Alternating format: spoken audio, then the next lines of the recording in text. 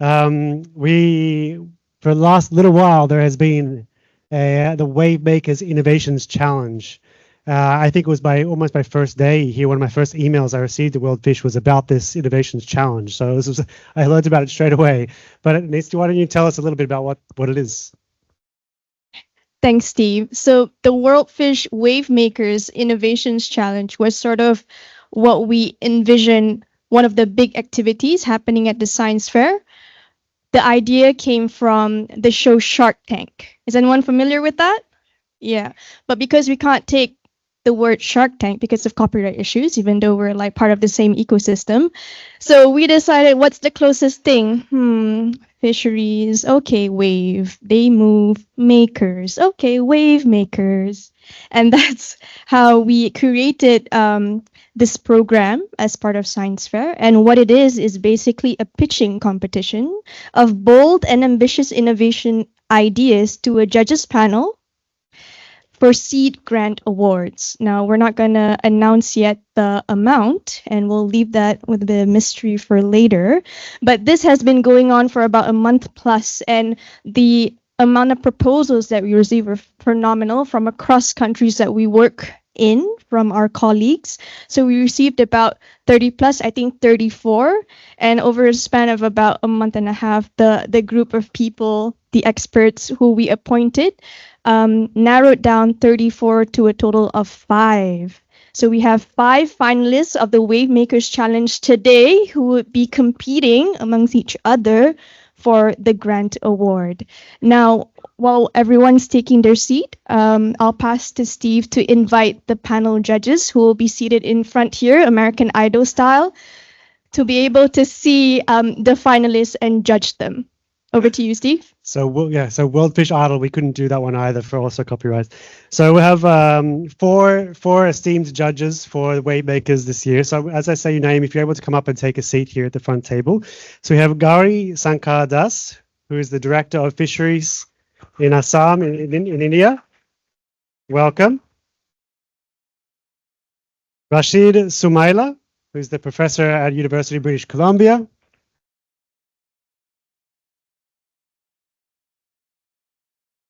Next, we have Bossi Bori Bet, who's the Director of Multilateral and Strategic Partnerships at the Australian Centre for International Agricultural Research.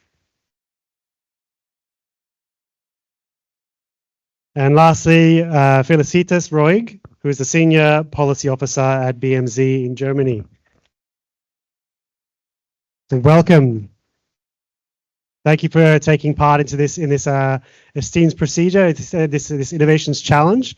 It's excellent to have your inputs, your observations, your comments later on about these proposals and about these ideas. And later on, we'll have some presentations now of the 5 finalists, so you all get to hear the pitch. And there'll be, I think, 5 minutes of presentation and for some time for questions as well for each of them. They're preparing for your questions from the judges. And then later on in the day, we'll have the announcements of the winners. Yep.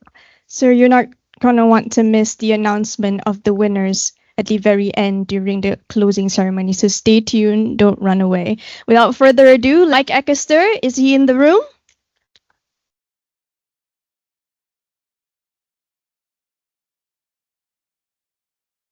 Mike will be presenting Aquavita Sustainable Fish and Vegetable Production for IDP Camp Residents. So Mike, 5 minutes on the clock.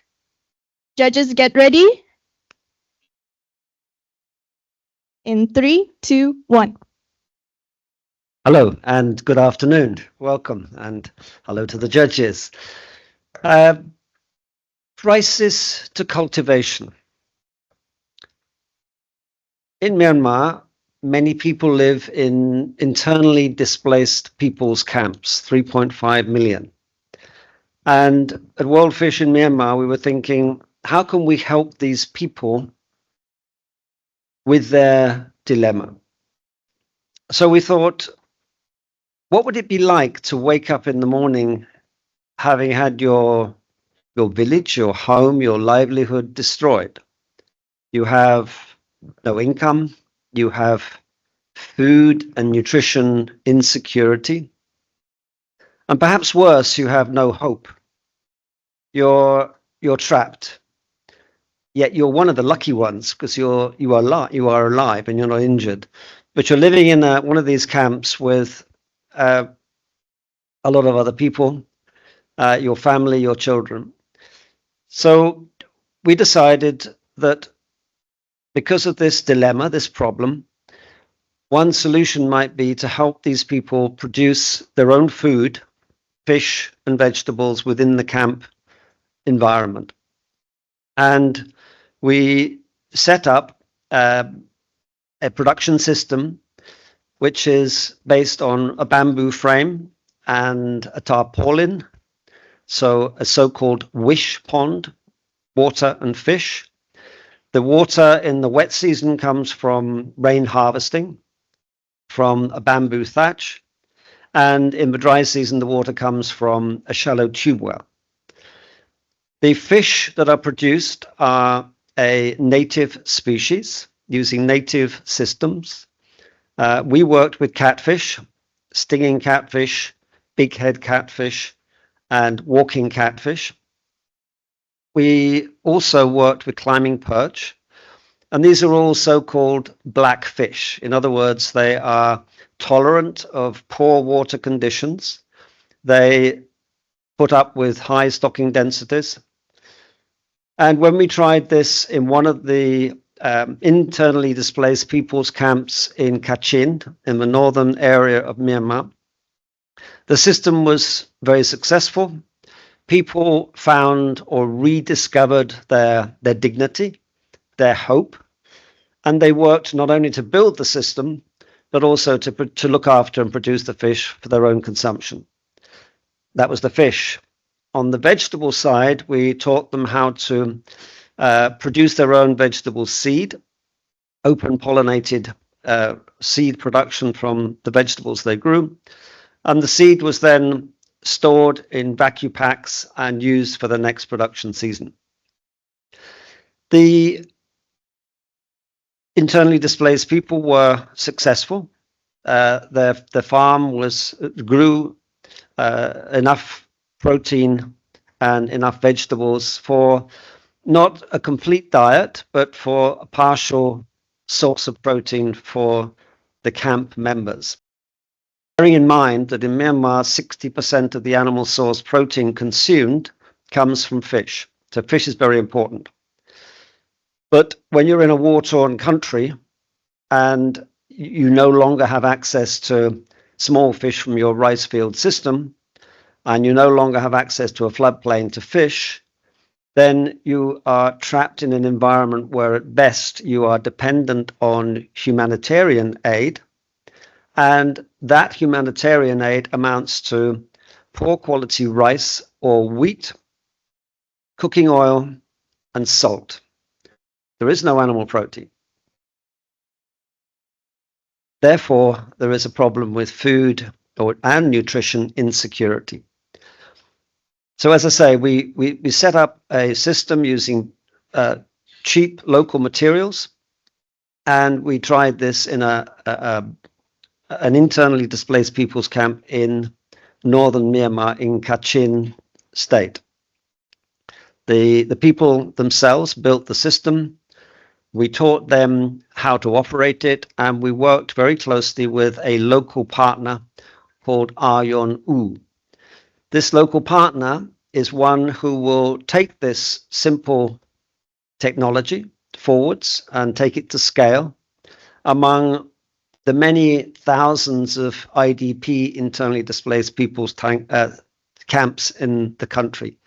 So on the screen there now, you can see on the left-hand side, a small backyard hatchery which we built in Putao in the very far north of Myanmar in the foothills of the Himalaya. The system is on a springline water system, and the farmer installed a turbine to generate his own electricity, so the system is self-sustaining.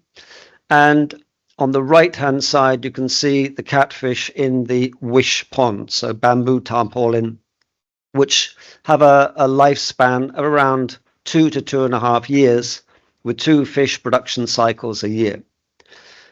The catfish cost around $2 a kilo to produce, and the market price for catfish locally in that location is $4 a kilo. You might say that's expensive for people living in poverty in Myanmar, and no doubt it is.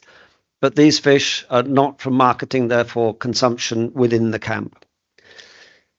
We also taught the people to produce black soldier fly larvae using the circular economy, so taking organic waste, producing the insect larvae, which can be consumed directly by humans, and that would be the preferred route, but it can also be fed live to catfish, and they're very well accepted. And because of this high protein, high lipid diet, the catfish will reach a marketable size of 300 grams in 3 months, which is quite considerable. As I say, the local entities have adopted this technology, and they are the ones who will take this to scale. If successful, what we will do is to repeat what we've done in the far north in another another internally displaced people's camp in the earthquake-torn area in Mandalay.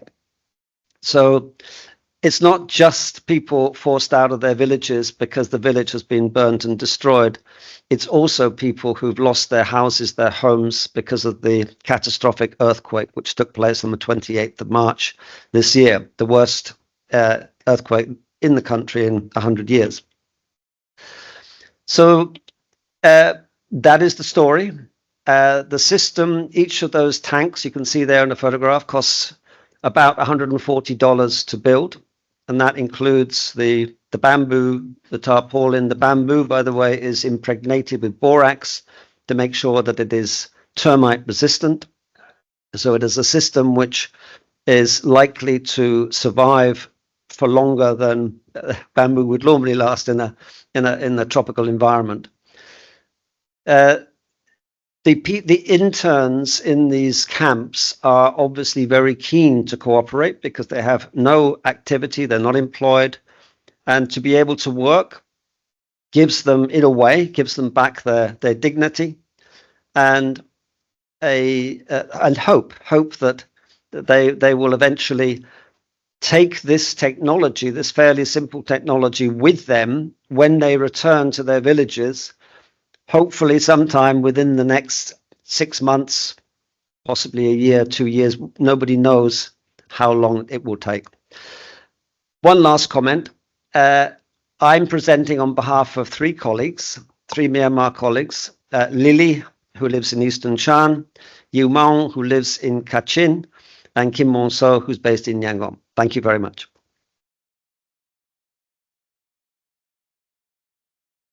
Questions? Thank you, Mike. Now we're passing the microphone to any of the judges who would like to ask questions. If not, yes, there's one. Thank you very much.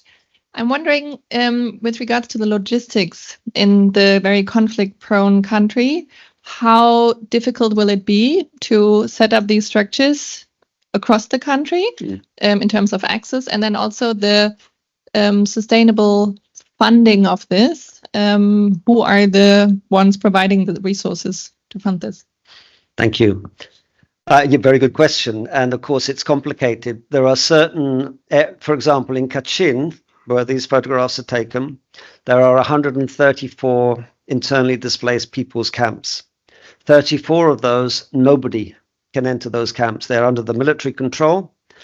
Not even humanitarian aid can enter. We don't know what's happening there. And that's along the border with China. So the selection of internally displaced people's camps will be partly our responsibility. 1, we have to have safe access. 2, we have to make sure that we have local government permission to go in and out. In other words, the local NGO staff will not be at harm, and the people inside the camp will not be put at higher risk. So the selection process will be complicated, but not impossible. as there are several thousand of these camps, and we estimate that we can definitely will be able to choose one with 1,000 people, which will be the target if we win this project. Taking that to scale will be difficult, but again, it comes down to the local NGO's ability to work with local government to get approval to get into these camps. So we are confident that accessibility to areas, especially around Mandalay, which suffered the double blow of military coup and earthquake, the potential to enter at least 10 camps within 2026.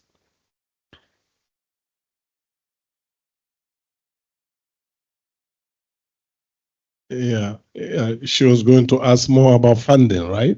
Yeah, and maybe that's connected to my question. My question is about scalability. You did touch. You intend to try another site, Muammar. But how about around the world? I mean, this is a big problem. Refugee camps, not concentration camps, right? Are in many places, and they are escalating as we are talking. So how do you see the prospects of doing something like this? Well, it's interesting that you raised that very important question, because a colleague of mine from Nigeria called me last week to say, would I please give him more details about the costs of the production system, the fish species, the feed in the area affected by Boko Haram, where a number of people have been displaced because of the terrorist group, and they are living in internally displaced people's camps in Nigeria. So that is an example of how this could be taken beyond Myanmar to, in this case, Nigeria.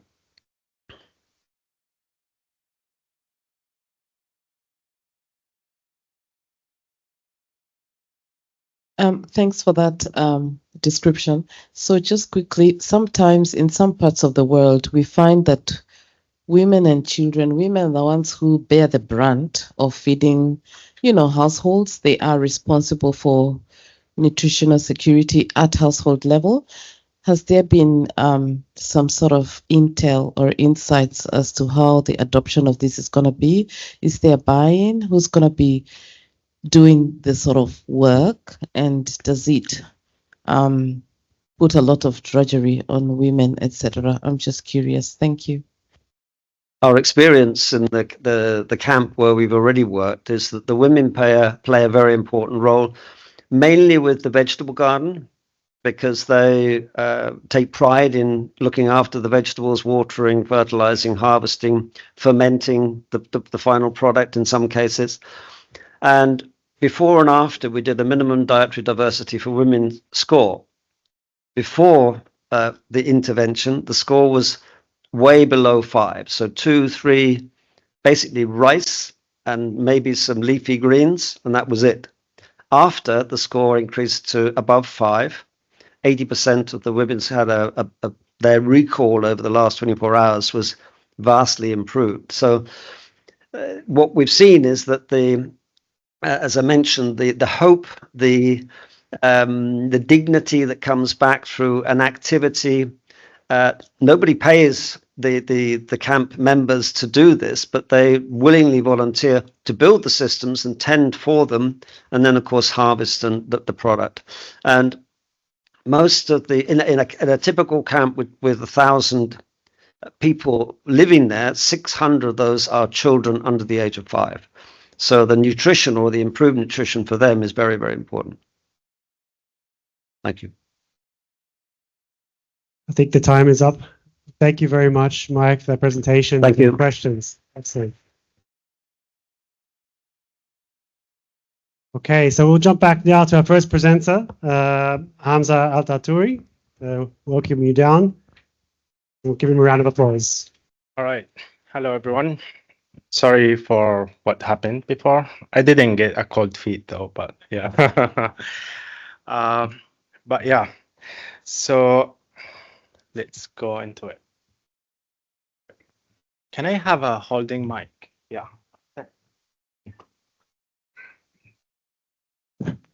All right. Okay. So imagine imagine that you wake up in the morning with the news that the panda has extinct. That would be quite terrible news, right? But the fact that we knew that they extinct is fascinating because, well, obviously because we can count them, we can see them, we can feel them. But imagine the fish you ate last night at dinner time. It was the last ever fish of its species in the ocean. So would you really know that? Well, basically you wouldn't know that, and nobody does, because we don't know the fish on the sea. Imagining millions of pandas, invisible pandas, are moving around very fast. And that's why the WorldFish has built Biscus. So Biscus is simply, it's our lens in the ocean. It's a very high demand, hot digital innovation of the WorldFish that works perfectly, and it's scaling up, and it's fairly accurate. Fairly, I said, because a part of it still manual of data collection, where the enumerators, the people that we're working with at the community level, they come and they see the catch when it comes, and they start to key in information of the catch. Thousands of species of different fish, they usually miss and give an error and mistakes about it. So now this guessing work of, oh, this is a tuna, or this is a red sniper, and this is, I'm not really sure what, and this is about 5 kg catch, and so on. This guessing work leads to poor quality data. And poor quality data, that means the policymakers having a wrong insights and making inaccurate decisions. So the solution is smart catch, where a very advanced AI technology used as a solution. And don't worry about the complexity of the AI, because that's what I'm gonna deal with. But for the community, they're just gonna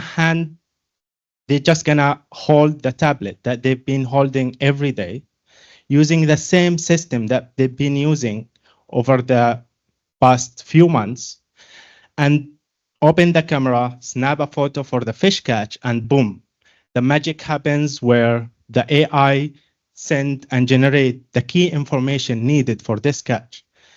The species, the length, the weight, the size, and even the estimated age of the fish. So now we have more data. But it's not just about the more data. The impact of this project is providing a real-time resource management without the need of extensive, long-time training for the communities that we are working with. So having more data, actually having more accurate data, will lead us to have a better actionable insights for policymakers to make the right decisions to sustain fish and preventing from extinction, like we did with the pandas. And this pilot project will be for the next 12 months in Zanzibar. But don't worry about it's dying after that, because it's scaling as the Biscus scaling. And Biscus is now in 5 countries. And this project can also go to the 5 countries that we are working on. Besides, a lot of donors and organizations are keen to collaborate with us in such technologies in the region. So yeah, thank you so much. That's it. Hello, I have a question. Using AI technology, how do you ensure that the PSCAS, artificial intelligence system, uploaded correct data on fish catch in terms of species-wise quantity? Are you sure? All right. Yeah, that's great. So always there's a doubt of the technologies that we're using. For this one, we will, of course, train the model, the AI model, in the thousands of records that we already have. And these records have been entered manually by experts in the fishermen, like in the fishery industry. So they annotate exact species for the fish, and the AI will train on these data sets. And then we will measure the accuracy, of course. Then we will measure how much false and true results that we get. Besides that, to add on that, so we will have in our system, after the enumerator just snapping a picture and key the AI key in all the information, the enumerator still can see the information, and then they can modify if needed with one tap confirmation. So we get a feedback from enumerator in case there is a wrong identification of a fish happens. So I hope that answers the question.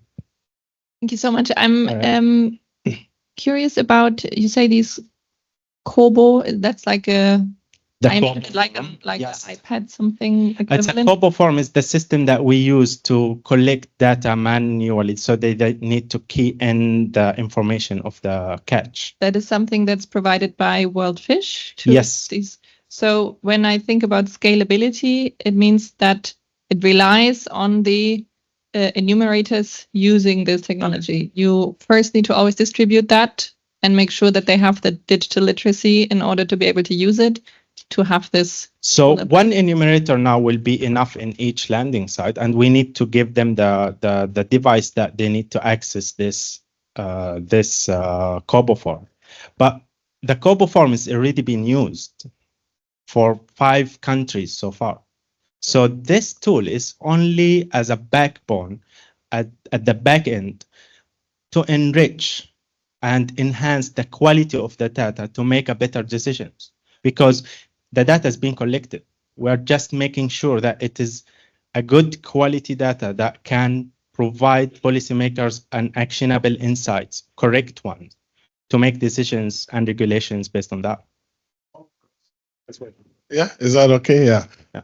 My colleagues have actually tried to push you a bit on the accuracy of the system, which is great, right? Yeah. But I'm going to go one step further. Let's say your system works very well, Okay. and I know the value of data. So I spend a lot of time building databases. Daniel has done that for decades. All right. My question is, do you really believe that having correct, good data will lead to good policies?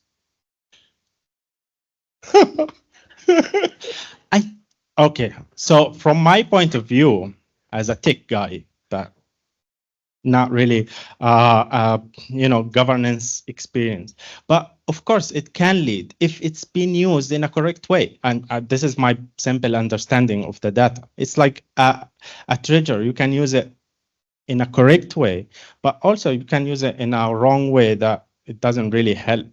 But we are hoping that good people can use this data to, eventually end up in a good place in the future. Good people. That we need. The reason I say that is, I'm not gonna solve the whole. you cannot. I know you cannot. Yeah. The thing is, these days you tell people this is a bottle of water. They tell you it is what? What can you say?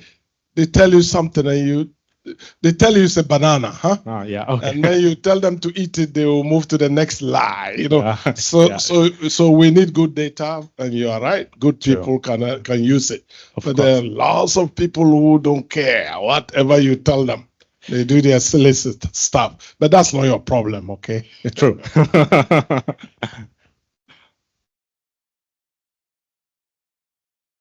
Hello. Yeah. Just one more related to this. Yeah. How will you ensure that PSCA's data abides by national laws and policies on data storage and uses? So you're asking about the security of the data, the privacy. So basically, when we collect the data, and this is a practice that we are using in PSCAS already. We do anonymize the critical person information. So the names of the enumerators and the ID numbers and all of that, it's all anonymous. Especially, we are careful when we use them in our dashboard. So the data is secured and anonymized in this sense. So once we use it and once we share it for the public, we make sure that the personal information is not, there's no way that people can reach that. So there's no much breaches on that, I guess. If that's the question, yeah. I think before using that, we have to adopt one policies from the government. Of course, Yes. I mean, Otherwise, once it will be for BISCAS, the 5 countries where we are working BISCAS in 5 countries, and the 5 countries we have agreements with the government, MOU agreements. So before we start the BISCAS, let's say, deployment in that country, we will sign this such agreement for data agreements and so on. I actually Yeah. have one more question. How does a correct documentation of the catch help me know when the fish is extinct? Okay, that's really great, and that's why we want more accurate data. See, again, with the panda, example, we can see them, so we can know how much we have, so we can prevent from overfishing. But if I tell you that we will prevent overfishing by catching half of the fish, how much is half?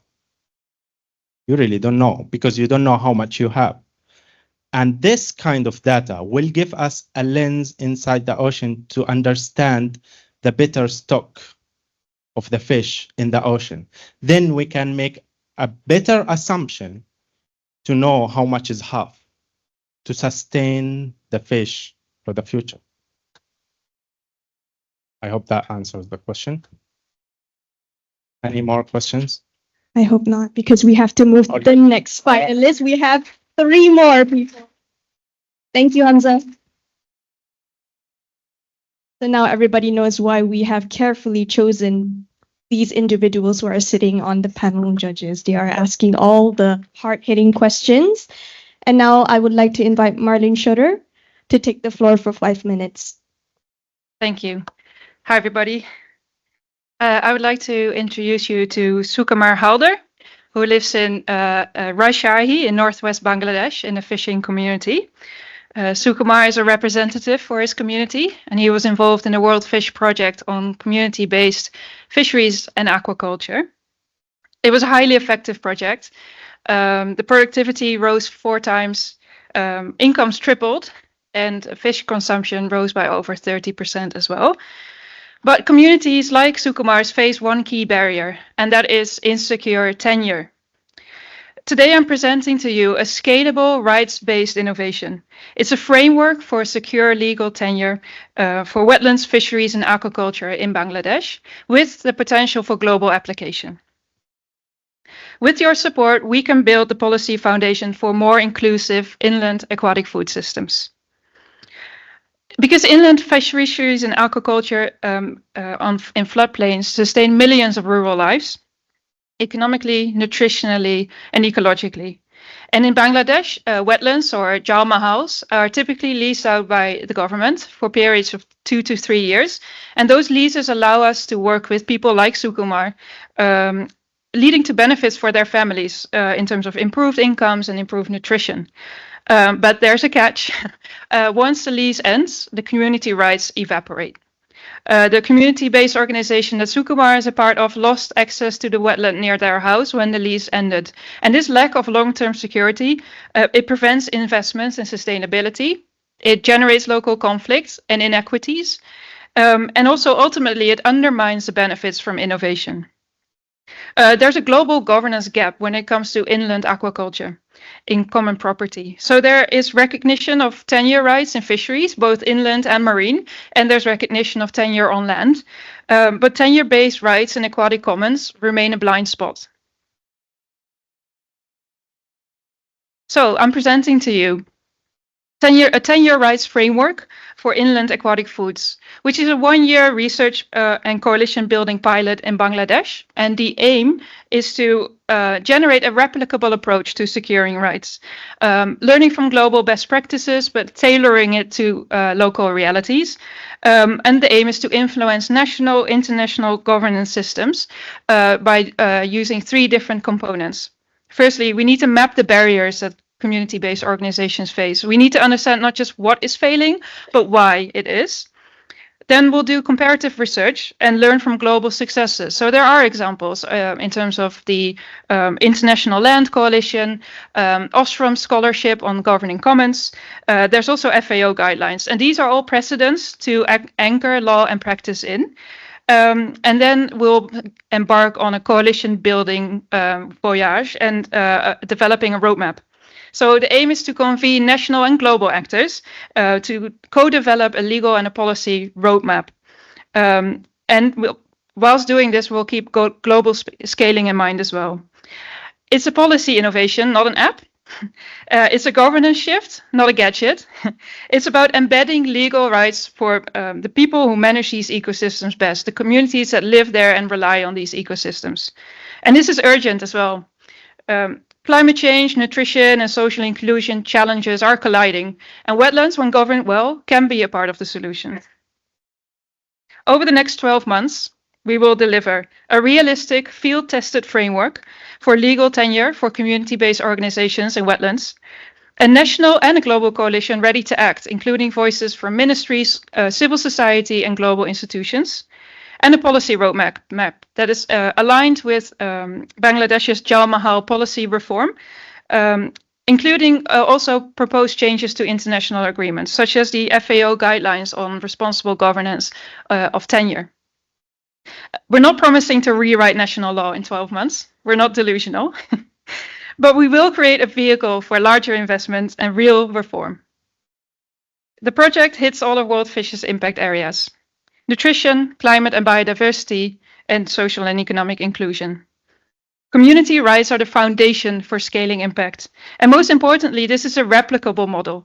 What we learn in Bangladesh can also shape the way wetlands are governed in Cambodia, Philippines, India, and beyond. The groundwork has already been laid. What we need now are the resources to translate success into lasting governance reform. The aim is to deliver the first wetland tenure framework of its kind, designed to be scaled where it's needed most. People like Sukumar and his community, they have achieved incredible results in their wetlands. They need and deserve rights that they can depend on. Thank you.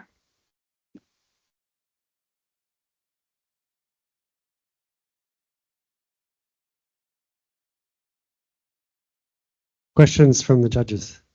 Thank you very much. It sounds very ambitious, what you presented. I'm wondering if you identify the barriers, which, I don't know, in land tenure, typical barrier is you have women doing the farm work, but they are never the ones to inherit the land. These very strong cultural barriers, how would you plan to overcome them? Do you have already like a strategy for that? Or is it this kind of framework that in the end remains at the framework level and you don't really have a strategy to move forward? Hopefully not the latter. I think it's important to stress it. We're not starting from scratch because we have achieved quite a bit in terms of the leasing for 2 to 3 years. It's a matter of convincing landowners to engage in this, because it's when we've been doing the projects, community-based organizations, everybody involved benefits because the production increases by so much. It's about just how those benefits are distributed. That's up for discussion. Either way, landowners are not worse off. Otherwise, they would not engage in this. I think the main challenge now is not to keep replicating what we've been doing, but anchoring it more in law. So that the practices that we've been doing sort of on a project basis are turned into something longer term. So it's not just a matter of keep on doing what we're doing. So we do need some changes in frameworks and maybe some legal changes as well that hopefully this year will lead to. But I think it's more about recognizing where the systemic barriers are to making this a longer term solution. So in a way, it's repeating what we've done already. The coalitions have been formed in a way, but the main hurdle is now to turn it into something longer term. Yeah. Yeah. So thank you. I want to understand a bit more how the rice thing is going to work. You're talking about community-based rice, right? So can you explain more how it works? What is it? Who gets it? Is it to a group of people or individuals? Yeah, thank you. Yeah. Yes, this allows me to go a little bit more into depth. So these wetlands, half of the year they're dry and used for rice production. And then when the monsoon season is on, they are flooded and then they're treated as common property, common pool resources. So there's landowners who own the land underneath the wetland when it's wet. There's seasonal fishers and there's also full-time fishers. Usually the seasonal fishers, they don't really have any rights. They don't have, they get access to the wetland, but they cannot just catch anything from that wetland. Even when aquaculture is being done, they can only harvest the non-stocked species and using very particular gear, only local gear. But they do get access to the wetland. The other groups, what we've done is because normally there's no aquaculture being done in these wetlands. So what we introduced bamboo fencing to be able to stock these wetlands and grow fish. All of these improvements in the wetlands have been very successful. But when the lease ends, the ownership goes back squarely to the landowners, who then benefit from all the improvements that have been made. So currently, if there's not a project ongoing, the landless fishers and the year-round fishers don't get those benefits anymore when the project ends. So the goal is that they can keep sharing in the benefits from a project that they were so involved in. So the idea is that the benefits are shared again. Yeah. One more question? No? Okay. Thank you very much, Marleen. Let's give you a round of applause. Okay, our next presenter, our fourth presenter, is Thijs Schut, who is a WorldFish scientist in Timor-Leste. Good day, everyone. Everybody awake? Okay, we make sure you get awake. Great picture. Let's move to the next slide, please. Right, I'd like to start by admitting that I really like seaweed. Now, to be sure, I'm not too fond of eating it. No, I like it because of its properties. When talking about seaweed, we often think about its high-tech promises like a biofuel or as a methane-reducing animal feed. But what if I tell you that the real magic of seaweed could actually be in seaweed-based biostimulants? What if the great stuff of seaweed is in a few fermentation tanks in a remote place in Timor-Leste? Let me take you with me. So in Timor-Leste, food production is challenged due to poor soils and accelerating climate change, causing heat stress and droughts. A big proportion of the population in Timor-Leste struggle to obtain healthy and nutritious food. Enter seaweed. Now, seaweed is highly nutritious. It is a nature-based solution contributing to cleaning excess nutrients and supporting biodiversity. Seaweed doesn't need fertilizer, pesticides, or irrigation. Seaweed is mostly cared for by women, like Managusita you see here on the picture. And as a result, women can contribute to livelihoods with food and income. So yes, seaweed, great stuff, but it can be even greater. That is, seaweed-based biostimulants contribute or improve is what is coming from the land, boosting food system outcomes as a whole. Now, we all know fertilizers, often a product of polluting industries, they add nutrients to soils. And biostimulants, they work a bit differently. They enhance the capacity of plants to take up nutrients from the soil, even when the soil is poor to begin with. Now, to get into the science behind biostimulants is a bit too much for this presentation. And besides, I'm an anthropologist, so what do I know about biostimulatory compounds like amino acids or osmoprotectants?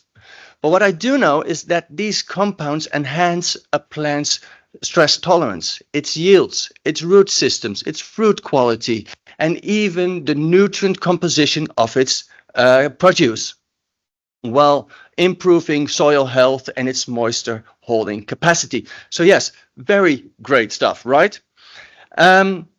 Biostimulant production means that local seaweed applications become diversified, meaning that seaweed farmers in Timor-Leste become less dependent on fluctuating international market prices. Biostimulants are not yet available in Timor-Leste. They are mostly produced in the global north and priced accordingly. So we need local production with local ingredients tested on local staple foods. And it is only through local proof of concept that we can hope to reap the full benefits of seaweed and its biostimulants. So this is what we proposed: building on existing partnerships in Timor-Leste with a seaweed farming cooperative and an NGO promoting permaculture.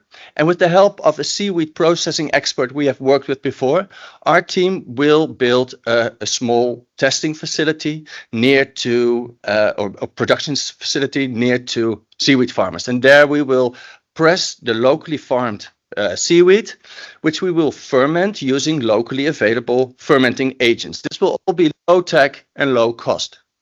Then we need to test the biostimulants. And we do so in two ways. First, together with the permaculture NGO, we will use structured testing blocks where we will test the biostimulant on local staple foods like rice and maize.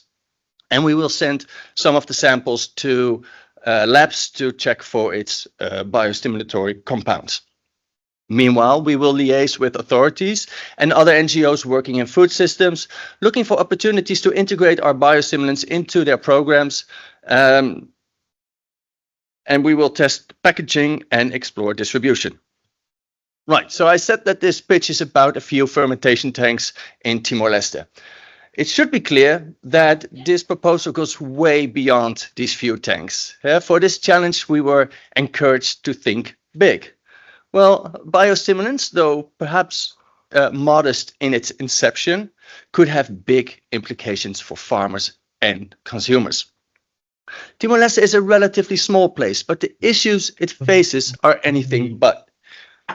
All around the world, farmers deal with poor and depleted soils and the effects of accelerated climate change. We want to use our experiences to add seaweed-based biostimulants to WorldFish portfolio of innovations. Biostimulants are truly a win-win product. It benefits seaweed and land-based farmers and consumers while supporting life underwater and healthy soils. And that is why I started by telling you that I really like seaweed. Thank you very much. Thank you, Thijs. Questions from the judges? Thank you. So I have a question. What is the present market demand of seaweed biostimulation? Can it be quickly sold by the farmers? The present market demand for seaweed biostimulant. So Can it be quickly sold by farmers? You have said regarding seaweed biostimulant. Yeah, so there is an international market for seaweed-based biostimulants. It's worth about $4 billion as compared to fertilizers, which is a market of $250 billion. But that market is mostly in the global north. There's a few particular markets. Europe takes up 50% of all the biostimulant produced in the world. That is produced, as I mentioned, in the global north, mostly with wild seaweed. What we propose, so in Timor-Leste it's not yet available, but because of its effects on plants, we think it's a very useful product for Timor-Leste. But instead of just shipping it in from elsewhere against high cost, we hope to promote local production. And with that local production and our learnings, we see opportunities to do that in other places as well. So for Timor-Leste, there's no market yet, and that's why we need to combine our efforts with sort of liaising with NGOs and authorities to promote this work. The technology, yeah, it's there. Please. Okay, thanks for that. I was just curious with this discussion, very, quite innovative. So what are you responding to? Is this something that has been requested by the farmers? So I've been engaged in a project with seaweed farmers based on locally led adaptation principles. So we talk to the communities, listen to the strengths, see what they have. And one of the things that we encounter is that marketing of seaweed is the big issue, right? Next to the effects of climate change. So they always struggle with some of the some diseases for seaweed, which can be managed in a way. But the big problem for seaweed farmers themselves is the market. So we see this really as a sort of diversification of their livelihoods. Diversification also in terms of strengthening livelihoods and thus also strengthening to a sort of adaptation to climate change. Also because due to climate change, these soils become depleted. Salinization is a big issue, and the results have been quite amazing with biostimulants.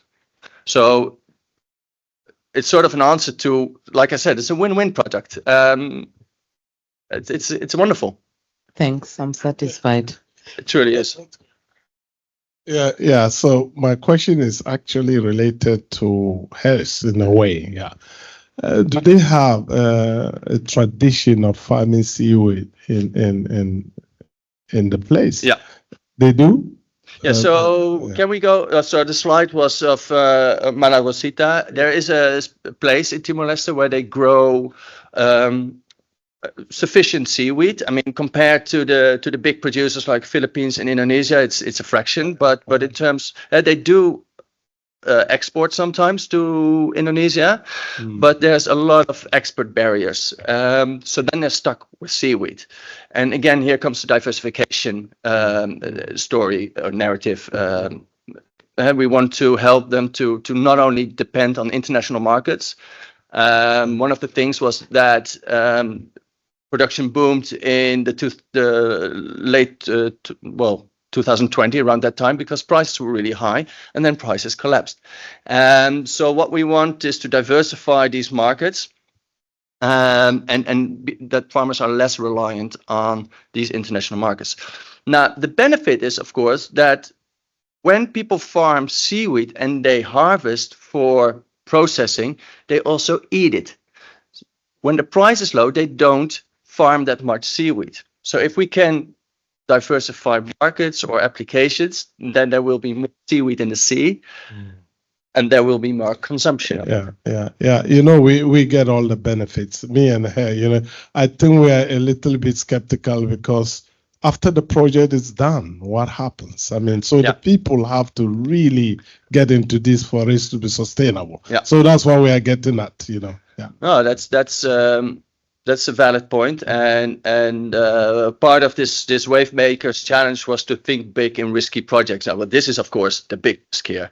Like, how can we maintain sustainability? So after a year, what we want to have done is to have a tested product that works, and we want to have a clear pathway of integrating biostimulants into other projects in Timor-Leste, but we can also liaise within WorldFish. There's a lot of seaweed is gaining traction, also within WorldFish, and this is how we can see this spreading beyond Timor-Leste as well.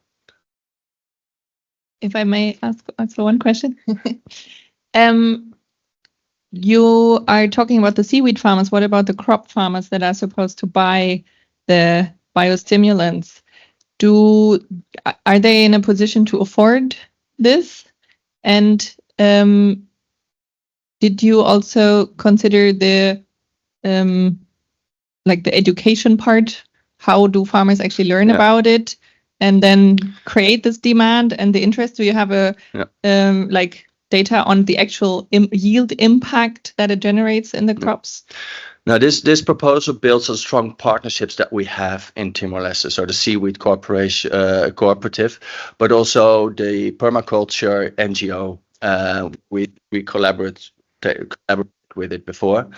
They have the capacity to spread the knowledge on biostimulants. This will be tricky, of course, because somehow to some it might sound like snake oil, right? So we have seaweed, we press it, we ferment it, and we spray it on leaves, so this works. And so this is where the testing really becomes important, and the local partners, so that it's not me telling the story of that it works. It's Spermatil, the NGO, that's and in Timor-Leste we have strong connections with the government. Timor-Leste is a relatively small place, as I mentioned, so the connections can be made. We can show what are the results. But again, this is a year, it's seed money, but this educational part is definitely part of the narrative, yeah. Thank you, Thijs. We're a bit late on time, so I would like to invite our last finalist for the Wave Makers Innovation Challenge, Gregory. Is he in the room? Yes, he is. Thanks, Gregory. So 5 minutes on the clock and then some time for Q&A. Over to you. Good afternoon. Sorry, I just like to know, how do I control the slides first? My name's Gregory Mlenga Kasanga, and my presentation today is going to be on increasing production in small-scale rural ponds using AI, near-infrared, and microbiome. I want you for a second just to look at the plants in front of you. They all look green, but doesn't mean that because they're all green, they're healthy. Some of them are not. But with the human eye, it's very difficult to see that. This can be the same for a fish pond. The aquatic microbiome, which is the microorganisms in the pond, like algae, diatoms, blue-green algae, that all live in the pond and make up a big part of the pond environment. Well, they all make the water sometimes look green, but that's not always the case. Sometimes when you look at your pond, it looks green like you can see on the screen. But with technology such as near-infrared camera, you'll be able to tell whether the fish is in an environment where the microbiome is healthy or is it sick and dying.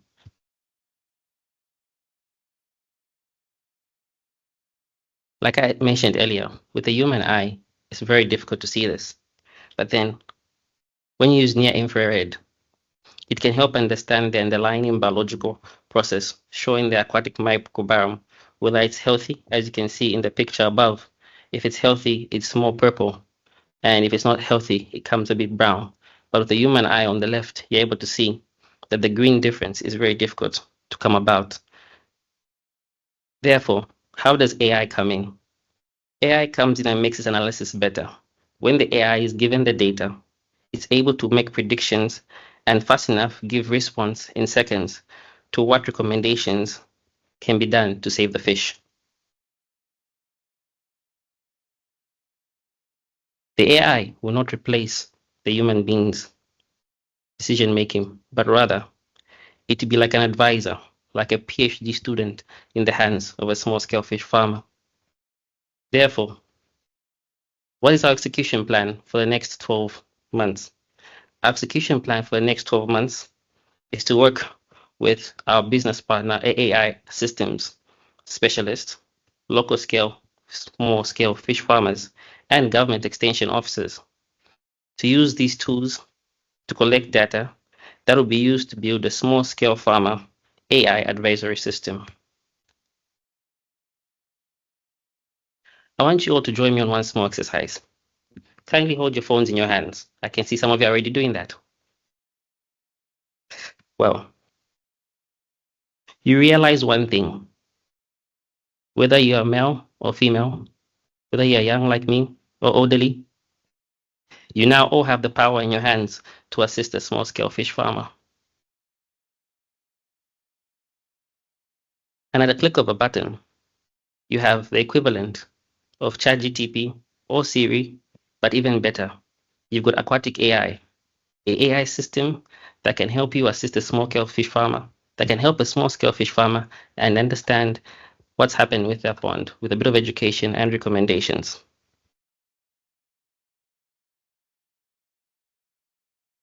Now, with all that has been said on this technology and how it can work, myself and the team that came together to think through this, brainstorm for the challenge, who are in the room today, and some are online, Glenn, Yvonne, Jonah, Victor. Well, we have one question and one take-home message. And I'll start with the take-home message. The take-home message from myself and the team is don't look at the money as a grant. Look at it as an investment. An investment that will allow us to open the door and create impact not only in this generation, but an investment that will make impact even the next generation to come and continue the journey of WorldFish to deliver sustainable impact even to 100 years. Now, the question.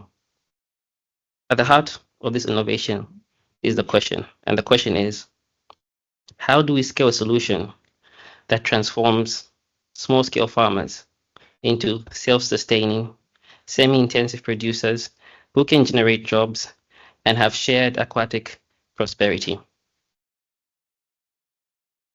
And if you can see from the graph, the protocol will last about 12 months. So then how do we make sure it's scalable? We then will look at FLCC injection. What is FLCC injection?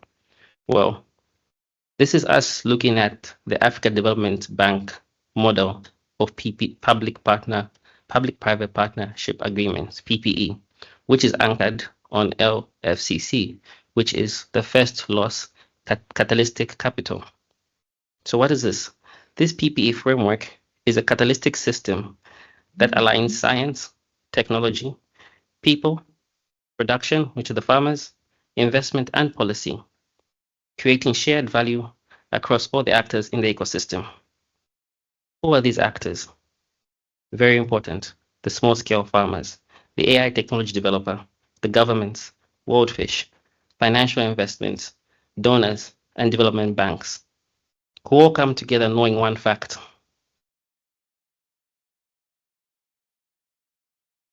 And this fact is, the model is not just about growing fish. It's not just about growing fish. It's not just about technology. It's not just about financial investment.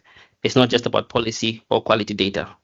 It's about creating an ecosystem that transforms lives, shares and sustains investment, and develops a scalable impact. And with your support, we can do more than bring this to reality. Thank you. Thank you, Gregory. Any questions from our panel of judges? They're thinking very hard. Thanks for that presentation. So I'm trying to look at the practicalities. All that technical, nice innovation, how can we bring it down? I have no other way of asking. Yeah. Straight down to the farmer. Do you already have something that's in place that is going to be improved by use of AI? Have we considered whether all farmers who have these fish ponds will be having the smartphones or whatever? Sorry, but just help me understand. Okay, no, thank you. How do we bring it down to the fish farmer? Yes. So to start with, the technology is pretty simple because it's a digital small-scale camera that the filter has been removed from that allows us to have this infrared space taken through. And then to start with as well, I mentioned that there are color chips. Oh, sorry, my slides are gone. Okay, yeah. So the initial phase would be how do we first introduce the small-scale farmer to training to understand that using color chips like the ones there, they're able to understand what's the underlying problem in the pond. And then the second one is also to understand that the small-scale farmer we're dealing with, we're looking at them graduating. If a small-scale farmer is on our list for 10 years, I wonder what we're doing because that's not a small-scale farmer. Yes, so they should be able to grow and be able to afford things like a smartphone because I ask myself small questions like, how does a small-scale farmer get the feed? How do they get the the fish. At some point, the small scale farmer has value, which is time and some source of money. And you will find that because we don't understand what the problem is in the pond mostly, some farmers will feed more. But don't forget, the feed they're putting in is money. How can we help them reduce that cost they're spending on money? So we're helping them not only reduce that cost, but actually providing them with ways in which they can grow, have money, and afford such systems that can also improve their things like their fish growth and their FCR. Thank you. Yeah. Yeah, thank you. Yeah. How do you ensure that what you get from the AI is correct? One thing I like about AI, it tells you I can make mistakes. Okay. so how do you ensure that? Because that's important, isn't it? Yeah. That's very true. So I think that's what this first 1 year is about. I think it's 1 year of 365 days of trying to get the right data points into an AI system, and then allowing that AI system to then begin to make predictions, patterns, and then give correct answers. It's us collecting quality data because that's what we are known for. Thank you. Final quick one. You compared AI to PhD students. Can you explain what you mean by that? Well, what I mean by that really is if you look at the small scale fish farmer, how do they mostly get advised? How do they mostly get help? Because most scale fish farmers have come about because they like someone who's doing fish farming and they wanted to do it as well, or they had the government or donor program and they went into fish farming, and they're small scale fish farmers. So now the next question is, how are they making management decisions? How are they making sure that they're feeding the fish well, they know what's happening in their pond? We do know that there's extension services, and you get them, I don't know, once in 6 months, 3 months, once in 9 months. In some countries, because the government has to spend a lot of money going to see, having extension officers go to see those farmers. So basically, and then you also have WorldFish and other organizations going to farmers also to see what's happening. But then you ask yourself, for fish to die or get sick or stop feeding, does it take 6 months? Does it take 3 months?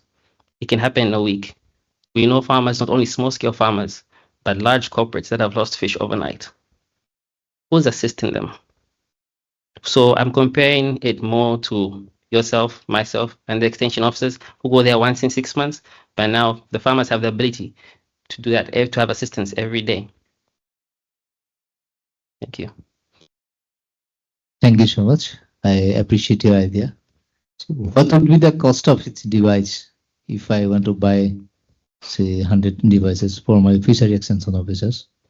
Okay, so the cost of the device is not expensive. So I'll take you back to probably 10, 15 years ago, before the camera phone and the smartphone became the biggest thing. There were digital cameras, real small. Most of them were Canon. You can walk around with them and take a picture.